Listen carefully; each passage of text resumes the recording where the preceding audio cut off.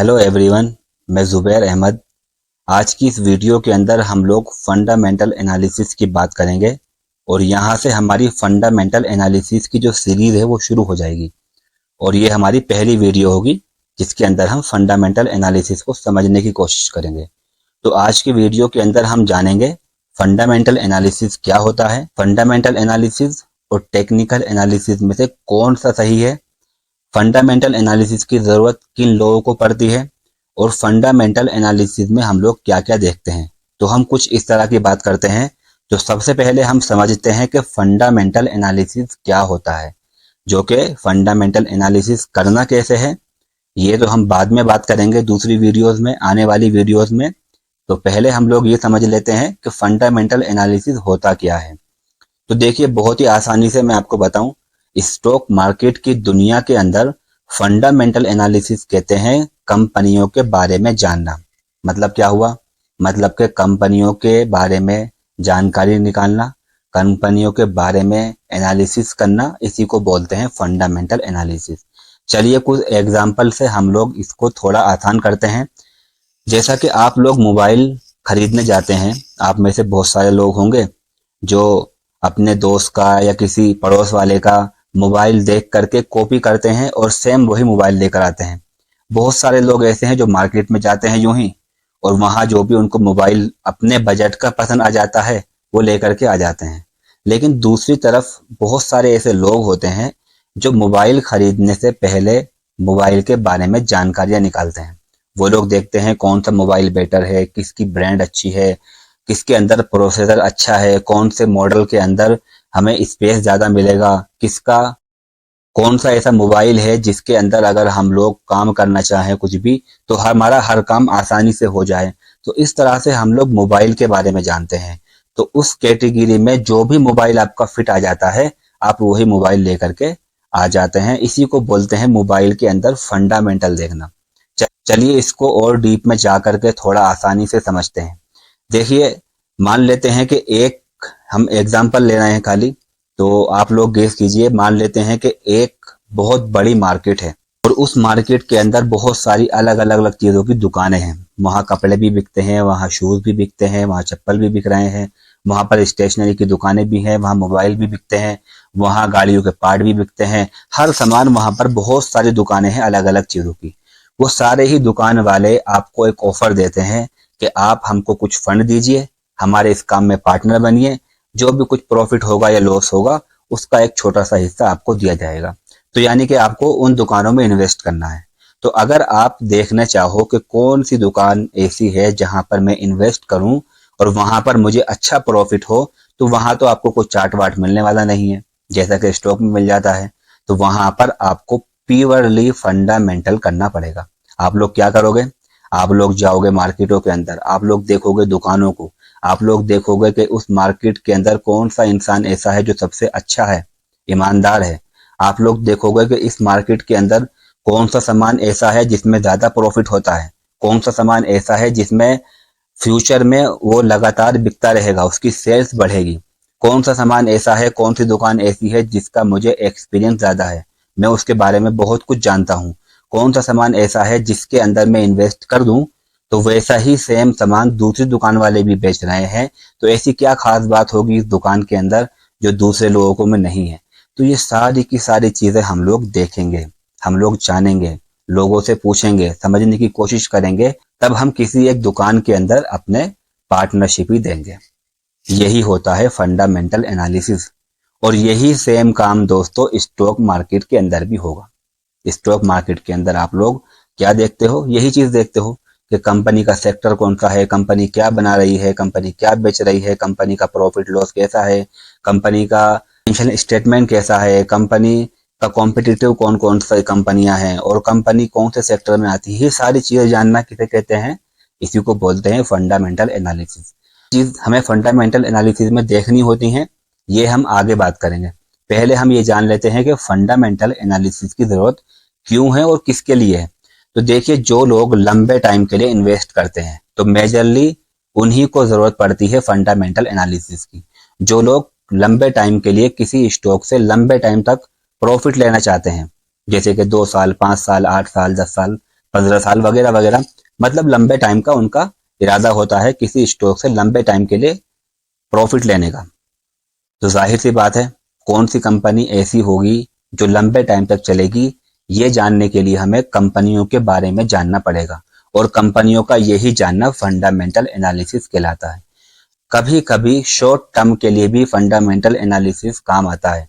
जो लोग swing trading करते हैं, जो लोग कुछ हफ्ते या कुछ महीनों के लिए स्टॉक खरीदते हैं, तो वो लोग भी फंडामेंटल एनालिसिस का यूज करते हैं। कंपनियां अपना एनुअल रिपोर्ट जारी करती है, इशू करती है अपनी वेबसाइट पर, यानी कि उस पूरे साल के अंदर कंपनी ने क्या किया इस बारे में कंपनी जानकारी देती है। लेकिन इसके साथ साथ हर 3 महीनों के बाद कंपनी ये भी जानकारी देती है कि इन 3 महीनों में क्या हुआ, फिर अगले 3 महीने बाद बताती है इन 3 महीनों में क्या हुआ, इन 3 महीनों में कितना प्रॉफिट कितना लॉस हुआ। इसको बोलते हैं क्वार्टरली रिजल्ट। तो क्वार्टरली रिजल्ट की बेस पर बहुत सारे लोग ऐसे हैं जो स्विंग ट्रेडिंग करते हैं, शॉर्ट टर्म के लिए किसी स्टॉक के अंदर प्रॉफिट लेते हैं। ये कैसे होता है, ये जब मैं स्विंग ट्रेडिंग की वीडियो बनाऊंगा तो आपको उस वीडियो के अंदर बताऊंगा। लेकिन मेजरली फंडामेंटल एनालिसिस उन लोगों के लिए है जो लोग लॉन्ग टर्म के लिए इन्वेस्टमेंट कर रहे हैं। अब स्टॉक मार्केट के अंदर स्टॉक ढूंढने के लिए हमें 2 चीजों की जरूरत होती है, एक तो फंडामेंटल एनालिसिस और एक टेक्निकल एनालिसिस। ठीक है, बहुत सारे टेक्निकल एनालिसिस करने वाले लोग ये कहते हैं कि टेक्निकल एनालिसिस बेस्ट है, फंडामेंटल की जरूरत नहीं है। ये मैं लॉन्ग टर्म की बात कर रहा हूँ। शॉर्ट टर्म में तो आपको टेक्निकल एनालिसिस की जरूरत पड़ेगी ही पड़ेगी। मैं यहाँ पर किसकी बात कर रहा हूँ, लॉन्ग टर्म की। 5 साल 10 साल के लिए भी अगर कोई स्टॉक खरीद रहा है तो टेक्निकल करने वाले ये कहते हैं कि हम लंबे टाइम के लिए भी टेक्निकल एनालिसिस का यूज कर सकते हैं, हमें फंडामेंटल की जरूरत नहीं है। कौन जाकर के इतनी सारी चीजें देखेगा, कंपनी क्या कर रही है, कंपनी का प्रॉफिट क्या है, इतनी भारी भरकम चीजें, बैलेंस शीट, जो बड़े बड़े इन्वेस्टरों का काम है, हमारा ये काम नहीं है। लेकिन उसी तरफ जो लोग फंडामेंटल को पसंद करते हैं, जो लोग कंपनियों के एनालिसिस को पसंद करते हैं, उनका कहना क्या है, वो लोग कहते हैं कि फंडामेंटल एनालिसिस बेस्ट है, टेक्निकल एनालिसिस किसी काम का नहीं है। टेक्निकल एनालिसिस इतना ही अच्छा होता तो Warren Buffett technical analysis use करते हैं, राकेश झुनझुनवाला टेक्निकल एनालिसिस का यूज करते हैं, बड़े बड़े इन्वेस्टर टेक्निकल का इस्तेमाल करते हैं, उनके पास बहुत फंड है, वो बहुत सारे बड़े बड़े टेक्निकल एनालिसिस वालों को हायर कर सकते हैं। लेकिन वो लोग टेक्निकल वालों को नहीं हायर करते हैं, वो लोग प्योरली फंडामेंटल एनालिसिस पर काम करते हैं। तो 2 लोगों के बीच में एक लड़ाई होती है, फंडामेंटल वालों के बीच में भी, टेक्निकल वालों के बीच में भी। तो फंडामेंटल अच्छा है या टेक्निकल, तो मैं आपको बताता हूं कि दोनों ही चीज सही है, हमको दोनों को लेकर के चलना है। ये थोड़ा एडवांस टाइम आ चुका है, थोड़ा सा यहाँ पर टेक्निकल भी काम करता है। टेक्निकल हमारी चीजों को आसान बनाता है, फंडामेंटल हमको ये बताएगा कौन सी कंपनी अच्छी है जो लॉन्ग टर्म में चलने वाली है।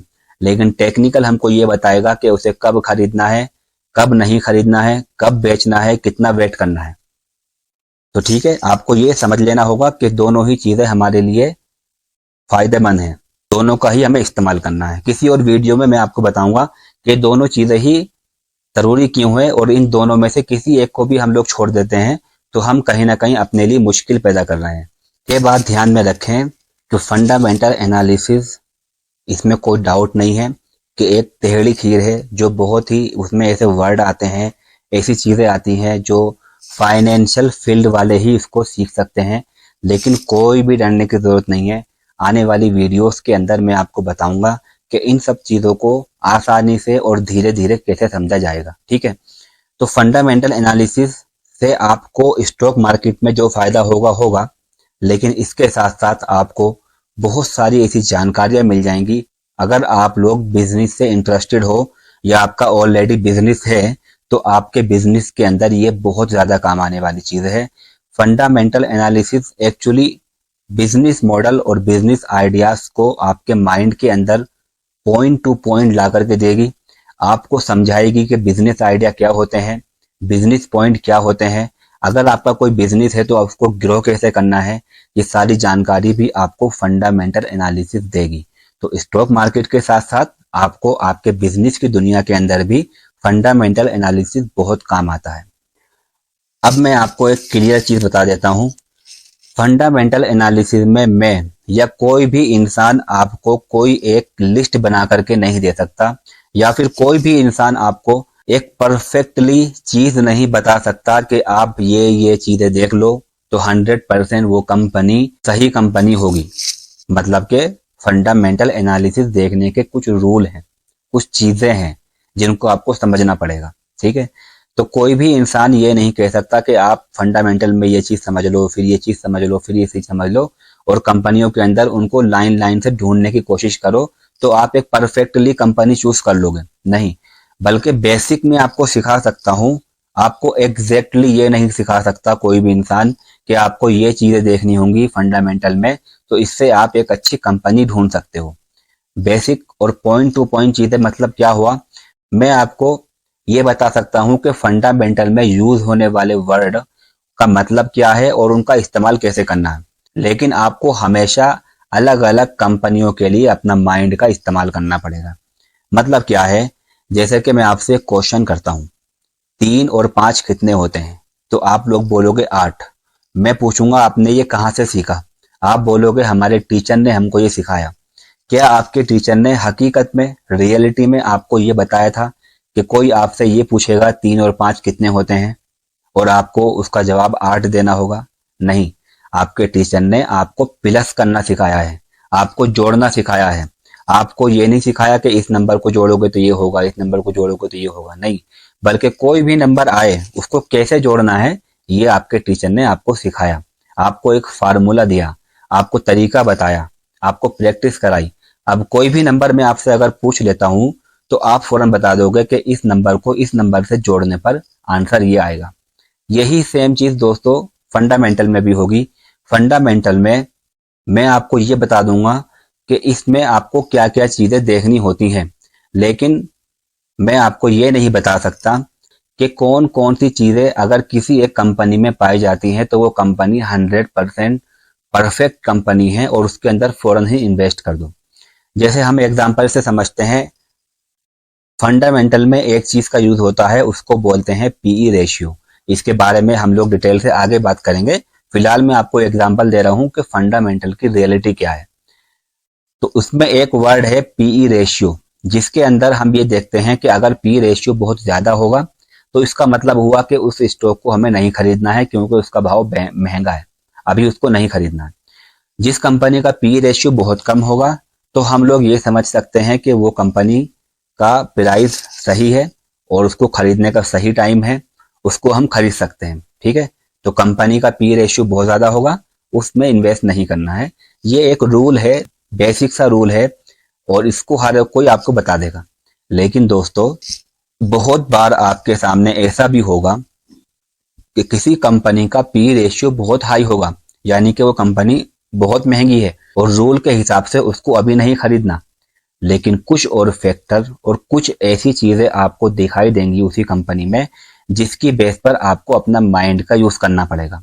मतलब कि उस कंपनी की सेल्स ग्रोथ बढ़ रही है जिसकी वजह से उसका प्राइस भी बढ़ रहा है और उसी की वजह से इसका पी रेशियो भी बढ़ रहा है।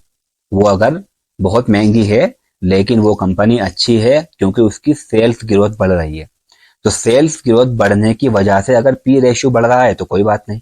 तो यहाँ पर हमने अपने माइंड का इस्तेमाल किया और जो रूल मैंने आपको बताया पी रेशियो बहुत हाई होगा तो उसको नहीं खरीदना, वो रूल यहाँ पर काम नहीं कर रहा है। क्यों नहीं कर रहा है, उसके पीछे एक रीजन है।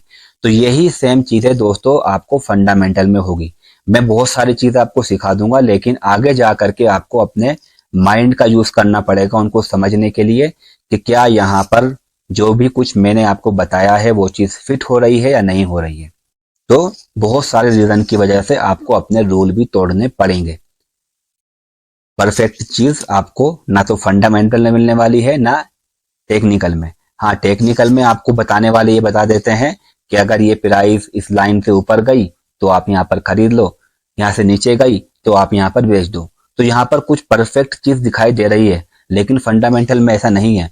फंडामेंटल में ऐसे बहुत सारे रूल आएंगे जो खुद आपको तोड़ने पड़ सकते हैं। तो इन सब चीजों के बारे में मैं आपको बताऊंगा आगे।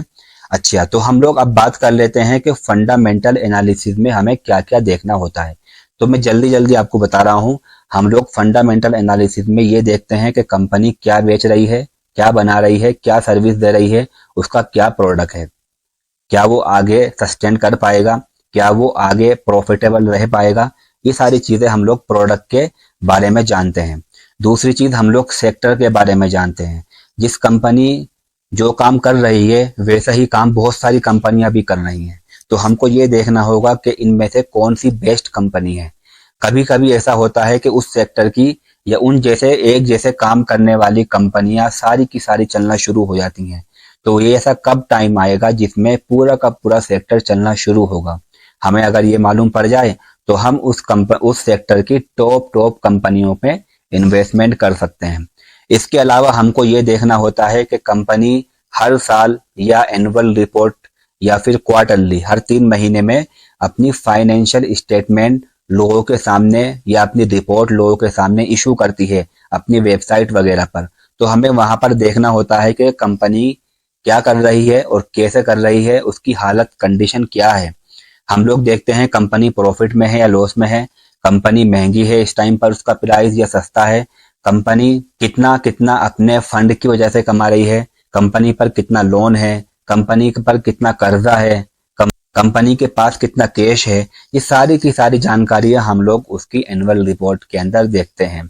इसके अलावा हम देखते हैं कि कंपनी की जो शेयर होल्डिंग है वो किन किन लोगों ने ली हुआ है, यानी कि उस कंपनी का जो शेयर है जो हम खरीदने वाले हैं उस कंपनी के शेयर्स क्या FIDI बड़ी बड़ी कंपनियों ने भी लिए हुए हैं या नहीं लिए हुए हैं, क्या उस कंपनी का जो ओनर है उसने भी लिए हुए हैं या नहीं लिए हुए हैं।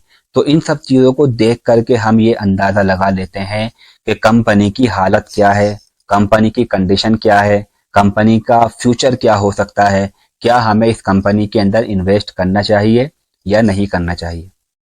तो ये सारी चीजें देख करके फिर हम एक लिस्ट बनाते हैं अच्छी अच्छी कंपनियों की, और मौका मिलने पर हम उन कंपनियों के अंदर इन्वेस्ट कर देते हैं। तो जो भी कुछ फंडामेंटल एनालिसिस से रिलेटेड था, जो भी पॉइंट फंडामेंटल एनालिसिस से कनेक्टेड थे, वो मैंने सब आपको बता दिए हैं। मुझे लगता है कि हो सकता है कि बहुत सारे ऐसे पॉइंट हो जो मैंने अभी आपके सामने नहीं रखे हैं। तो फंडामेंटल एनालिसिस से कुछ भी आपका क्वेश्चन है, जो भी कुछ मैंने आपको सिर्फ फंडामेंटल एनालिसिस के बारे में बताया है, अगर आपका कोई भी क्वेश्चन है जो मैंने इस वीडियो के अंदर कवर ना किया हो तो आप मुझे कमेंट में पूछ सकते हैं, या फिर मेरी इंस्टाग्राम आईडी दी गई है वहां पर पूछ सकते हैं, मैं आपका रिप्लाई करूंगा। इंस्टाग्राम आईडी पर मुझे फॉलो करें और मेरे पास मैसेज करें। बहुत सारे लोगों से मैं बात करता हूं, आपसे भी करूंगा। तो कोई भी क्वेश्चन है आपका फंडामेंटल एनालिसिस से कनेक्टेड तो आप मुझसे पूछ सकते हैं। आई होप कि आपको सब कुछ समझ में आया होगा। तो चलिए अगली वीडियोस में चलते हैं और वहां हम लोग पॉइंट टू पॉइंट बात करेंगे और समझने की कोशिश करेंगे। Thank you so much.